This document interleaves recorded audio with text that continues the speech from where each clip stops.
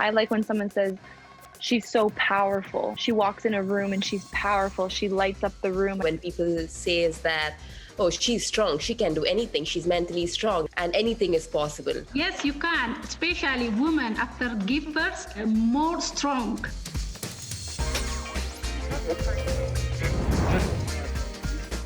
Hello and welcome to In Conversation With, a roundtable discussion with three incredible Olympians in conjunction with International Women's Day. I'm your host, Ashley Tulloch, and I'm thrilled to be joined by Meseret Upa, long distance runner from Ethiopia, PV Sindhu, badminton player from India, and Alicia Newman, pole vault athlete from Canada. Hello, hello. Hello, hello.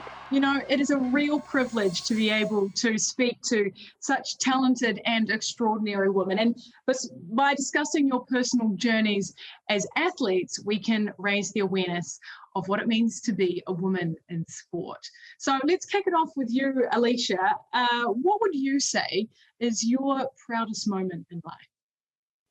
You know, I think for me, just being female in athletics is something that has been so proud. You know, growing up, a lot of times it was, you know, women go to school, get educations, then be a stay-at-home mom or, you know, do something like that for children, where now I feel like I'm inspiring the next generation to be whatever they choose to be, especially female. It's cool that we are breaking boundaries in every single aspect of my life, no pun intended, raising the bar every single where I go, which is something I live for every single day. Again, of course, bringing home Commonwealth gold to my country is an incredible thing, but being a female and doing it is just another level, you know?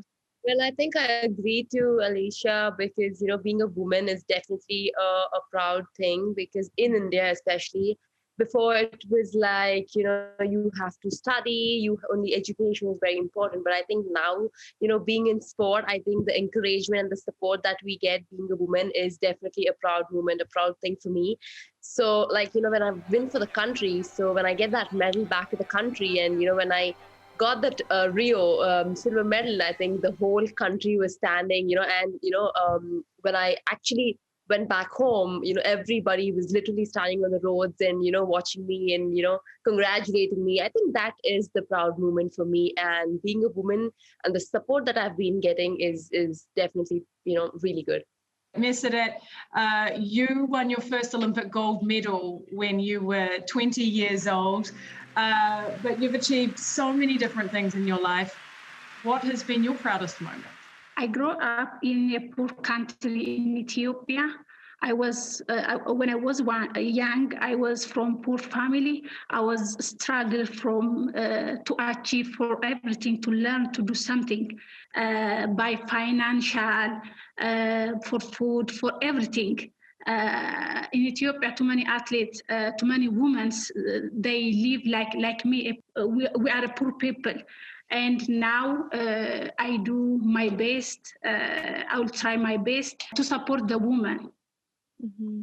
There are so many words that are used to describe different types of people, but specifically female athletes. It's really interesting that there's, I guess, a lot more conversation around the way women are represented in sport and how they're described. PV, what are the words that you like to be described with? Well, I think strong. So you are a strong woman. I think that is definitely a big thing. And, you know, when people say is that, oh, she's strong, she can do anything, she's mentally strong and, you know, and anything is possible. So I think these are a few words, you know, that, you know, makes us and make me strong. And when I listen to them, it's like, okay, I can do anything. And, you know, being a woman is definitely a proud thing. I'd have to agree with PV for that. Like, I like when someone says, she's so powerful, you know, and the same thing as strong, you know, she walks in a room and she's powerful. She lights up the room. I think that is something I've always taken really to heart is, you know, making everyone's day. And sometimes we talk about female and us looking at us sexually, but I don't ever see it. I see it as beauty. We are creations of the world. We bring humans into the world, and that's just something that like nobody can really relate to other than other women. And I think that that's really powerful to me. So when I hear strong and powerful, and her aura is bright and shining, that's like the best words. With every achievement, there's a lot of struggle. There's sacrifice. So as a female, and maybe PV, you can answer this, what do you think is the biggest challenge facing female athletes today?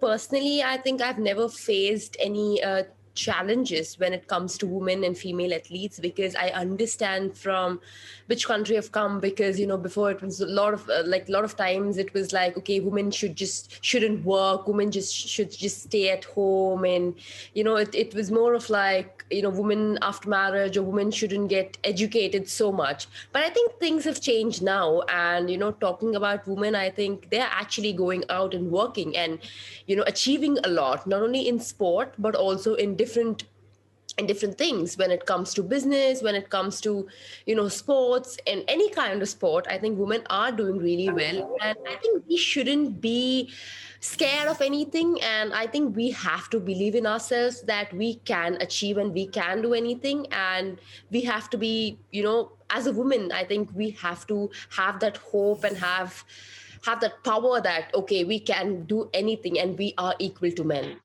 I love that. That's amazing. You mentioned the idea of marriage, and I think that's an interesting question, because or working and studying and doing other things other than sport. I mean, what has your reaction been when you've been told that you should focus on something like marriage instead of sport? Have you experienced this in your life? No, I haven't experienced it yet.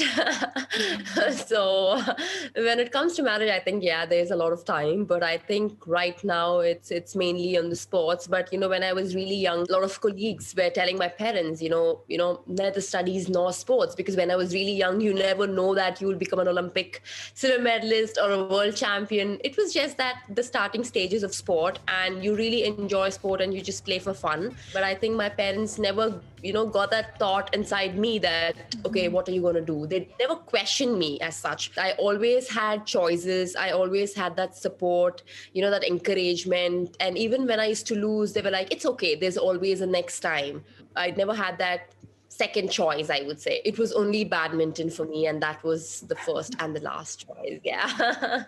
Well, that's good.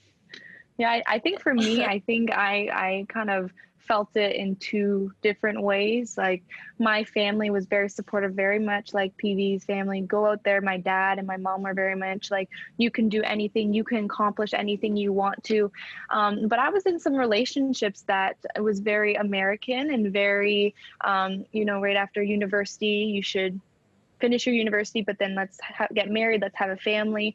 And yeah, I was in one relationship that really didn't support my track and field. He called it a hobby, and he said, when are you going to eventually, become a woman? And he separated that. And that was hard for me because I loved the man and he was someone I loved dearly. But it was hard mentally for me to try and separate that, because I was so at peace with being a track and field athlete and wanting to accomplish all these dreams and goals, because I knew I could be one of the first Canadians to bring home an Olympic medal. And I wanted to be the first, or I still want to be the first Canadian to bring home an Olympic medal, and in the women's pole vault. But as soon as I took myself out of that, I don't feel pressured at all. I really feel like there is a little, they say, the time limit for females, on when we can have children, when we can get married. And I think that weighs on us subconsciously in the back of our heads. We think about it.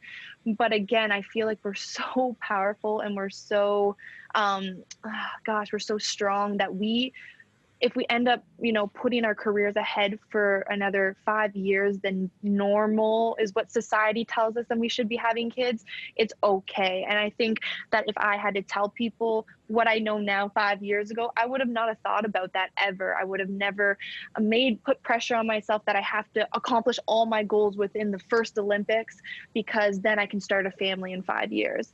And that has always been something I've always now live by is time's going to go by, but enjoy that journey and really be able to accomplish your goals. Because if you accomplish all your dreams and goals as you, and then you become this beautiful mother, then you've done it, you become an even better mother from it, so I've just learned that through friends that have children, and my parents and my mom, she accomplished all her goals before she had her kids. And I think that is very important for female that want to do these athletics and sports for as long as they can. Like, there's nothing wrong with that, and we got to change that motto and that mental behind it. I agree that I think it's very important that you enjoy your sport and you have your dreams in life and you want to achieve them, rather than just stop by and, think, okay, what is next? But, when you have that thing in your mind and you fulfill that, I think you are satisfied, and then you're like peaceful, and in future you will be happy about it. Yep. When you think about it. Messi, when you hear Alicia and PV talking about these things, talking about their careers so far, and talking about starting a family and marriage, I mean, this is something you know a little bit about. What about what do you think when you hear them talk about these things? My success is coming very struggle. When I was young to start training, even my family, only my father support me. My mother, she didn't support me, because in Ethiopia, too many women, if they go out to play like men, it is not possible, because my mother, she afraid to go out to play with men, because in Ethiopia, too many women, young women, they raped outside when they play or when they go to the jungles. And my father only, they support me. And I start running, I joined the clubs. After that, I have a big trouble with the people to accept me, because I am from Addis Ababa. Too many athletes come from outside Addis Ababa. Because of that, too many people, they don't accept me. She can't. All the time they told me you can't, and they abuse me a lot of time, a lot of years, and I will struggle for that. I will struggle financial. I will struggle for too many things, but the main thing is for me to help me. I never been give up for my career, and I'm so happy for that. God give me that is opportunity. Damn, that's so crazy. It's just like when you sit here and hear that, you like sit and like you just see how much you've been through and like hurt, or how much you've been hurt, and you just keep never giving up. You just kept going because you had this goal in mind to be the best person that you could be, best mother for your children, and that's just really, really powerful. So thank you for sharing that. Yeah, I think, her story, I mean, her journey so far, her mentality where you don't give up and you never give up is definitely what you have to learn. And I think hats off to her. I mean, like, even though, she didn't have much support, I think she really worked hard and she's done really well for her country. How does it feel to hear other women talk about you and talk about your journey, knowing that you have helped pave the way for other women in the world? I am so happy because I had a lot of achievement with a struggle, with the big problem. I'm so happy. I'm grateful to talk about me. A lot of women, I inspire a lot of women, especially in Ethiopia. I encourage a lot of women. Because of me, too many athletes become a good runners, and too many women to become a good place. And I'm so happy for that. Well, we're thankful for you. Do you think that the opportunities are equal for both genders or non-binary people within your countries? Are things improving? I think for Canada-wise, it's not even genders anymore. It's where they focus, the country focuses their opportunities. So we still don't get full ride scholarships to schools. Like sport isn't paid well in Canada. Coaches aren't paid in Canada. They get grants if your athlete does well. So that's gone in a little bit better.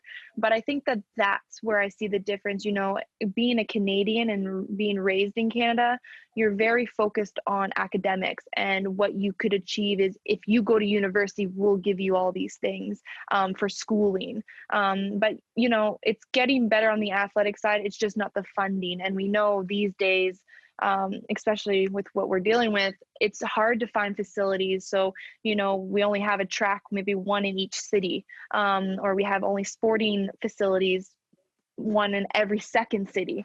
So it's not very easy to find access or to find a good coach, because a coach has to have another job. They can't just focus on sports in Canada. Otherwise they wouldn't be able to make a living for themselves. And yeah, I think that separates, not more so the gender anymore. It's really like where the government focuses their money and time on, and it's definitely not sports. In recent times, we've seen a new wave of women-driven leadership around the world. So who are some of the female leaders who have inspired you, and why? Well, talking about women who have inspired me, I think Mary Kom, she's a boxer. Yeah, I think she is a mother of 3 kids. Yeah, and she's still doing really good, and she is very powerful and strong. It's not about achievements, or it's not about you win or lose. I think that is a process. You win some and you lose some, but, you know, if you keep trying and trying, I'm sure you will, you know, succeed one day. Yeah, I think for me too, I think it's hard to distinguish one woman, because I look at PV, I look at Messi. You both have come from 2 totally different backgrounds. And like we said before, right at the beginning, when we surround ourselves with women like you guys, you want to keep raising the bar, keep getting better, and you get motivated. You see their stories, you see what they've been through, and it gives you hope. It gives you faith that you can keep going. And those little days that you don't want to get out of bed and you're sad and you're tired, you know, you read an article that, you know, people are out here smashing this record, Grand Slam. Serena Williams is how old now, and she's beautiful. She looks mother. She's killing it every single day, and it just shows you that there really isn't a limit for us. And if we can set our mind, and how powerful our mind is, if we can set that to accomplishing what we want, we can accomplish anything in this world. And those women that are at the top, that are paving the way, is giving hope for all of us to just keep doing that. So everyone comes from their own backgrounds, their own stories, but that's what's so beautiful. There's so many different ways to be successful and to be a role model in this world. And as long as you have that good heart and you treat people with good respect, then life is just going to be fun and beautiful for everyone.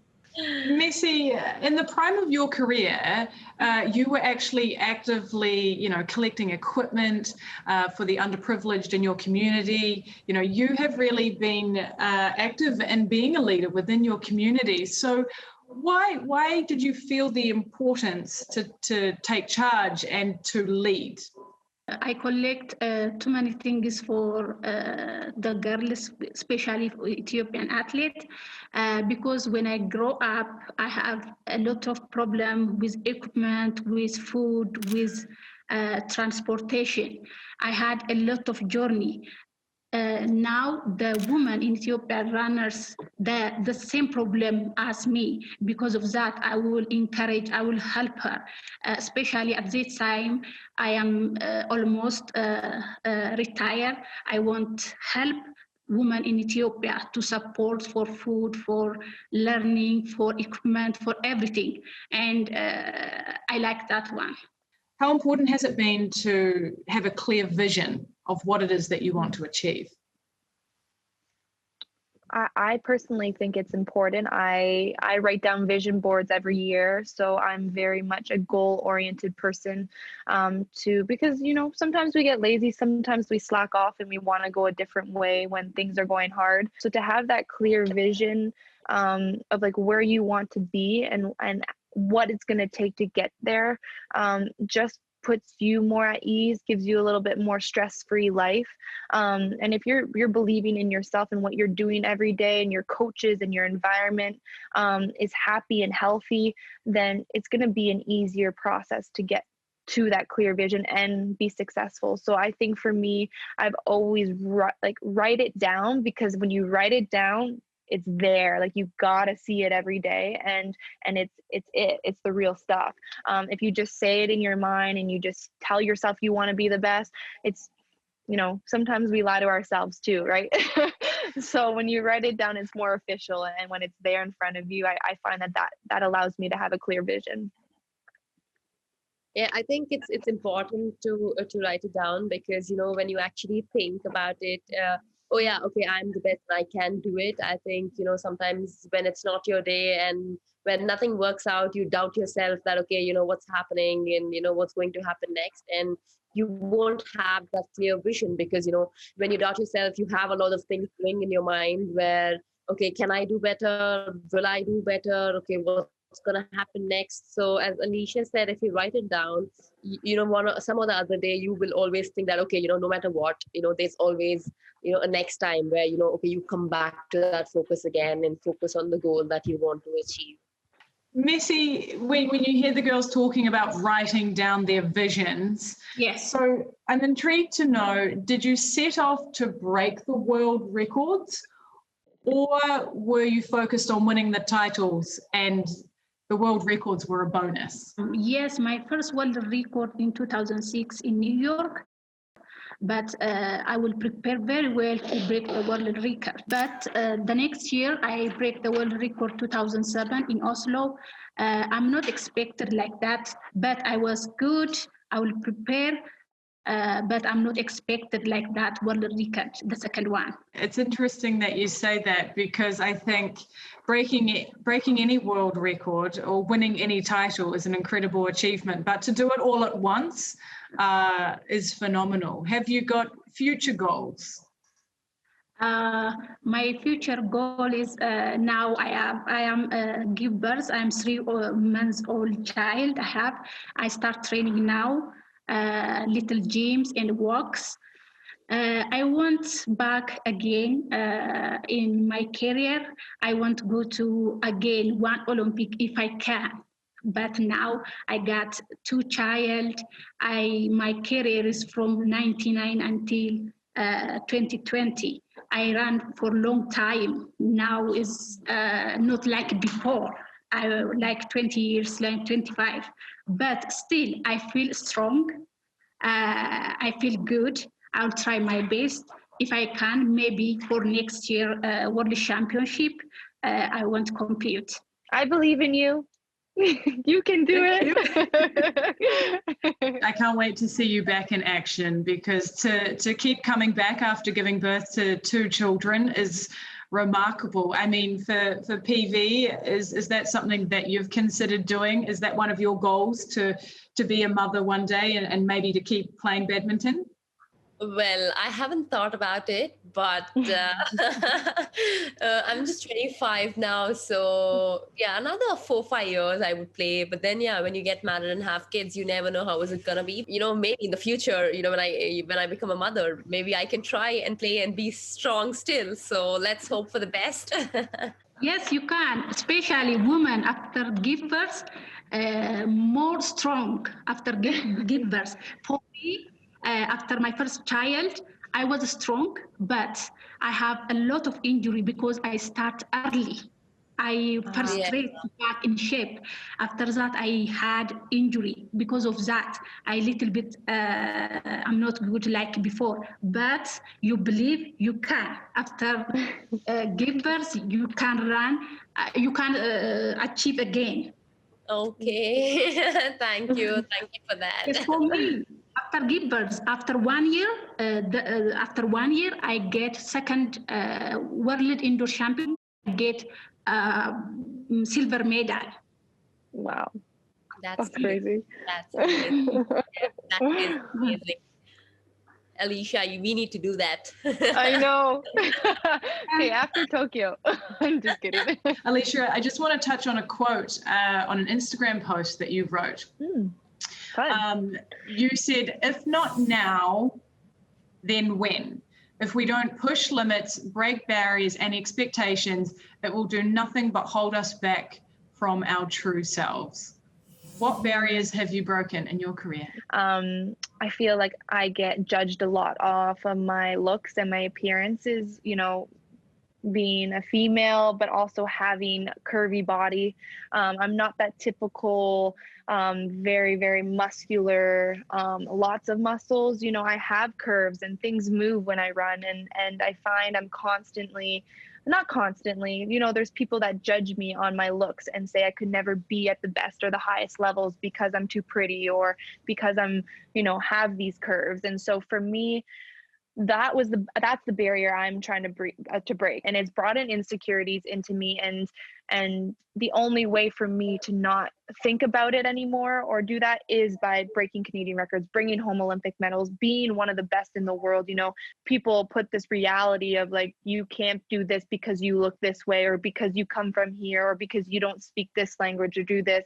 And I'm going to tell everyone that that's completely BS, because you can accomplish anything you want, and breaking that barrier, it all comes from within and comes from the way you live your life every day and how you're going to see and break those barriers. Yes, I think what she said is important. You know, a lot of people, you know, just say and just comment. And I think, as Alicia said, you know, it's not about, you know, how you look, and it's important that you do your best and nothing else matters, you know. In that point, people say many things, people might comment a lot of times, but it's important that you should be you, and it doesn't matter what people say. You just stay good and you just leave the rest. Yeah, that is what I believe in. Were there glass ceilings around you that you had to break through? Yeah, I think especially in 2018 when you know, I was playing the whole year. I mean, we had a lot of tournaments, so I lost all my matches in the finals. I almost had like 7 to 8 silver medals. So a lot of people started criticizing me. A lot of people started telling me, what's happening? Do you have a final phobia? Or, you know, do you think about your previous matches? Why are you losing in the finals? So in the year end, when I got that gold medal, I just told them that, you know, okay, I just answer with my racket. I think that was the moment where, you know, I was relieved, because, you know, I kept hearing to people saying that again and again and again.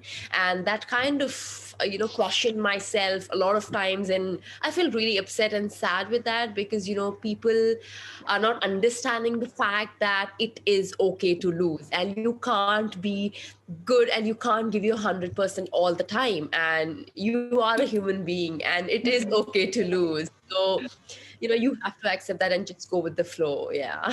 I love that saying, answer with my racket. I think that's exactly what you do. That's what you do best. When we think about the future, Nessie, what is your biggest wish for the next generation of female athletes?